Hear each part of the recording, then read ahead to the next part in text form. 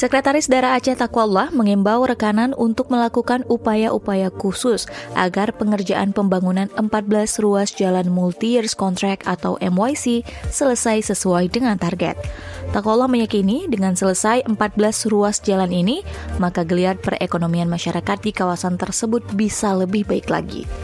Hal tersebut disampaikan Sekda Aceh saat meninjau 3 segmen pengerjaan pembangunan Jalan Perlak Lokop Batas Gayo Luwes, serta pengerjaan peningkatan Jalan Batas Aceh Timur Pining Blang Kejeren pada Rabu 16 Maret 2022. Sebagaimana diketahui, ruas jalan ini merupakan bagian dari 14 ruas jalan yang dibangun pemerintah Aceh untuk menghubungkan berbagai wilayah di Aceh agar sejumlah potensi ekonomi masyarakat semakin mudah dipasarkan.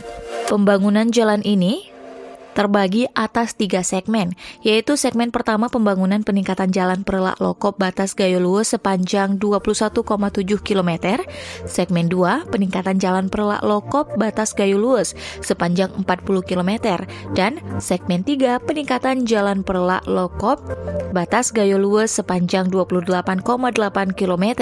Selain itu, Sekda juga meninjau pengerjaan peningkatan Jalan Batas Aceh Timur Pining Blang Kejeren sepanjang 56,8 km.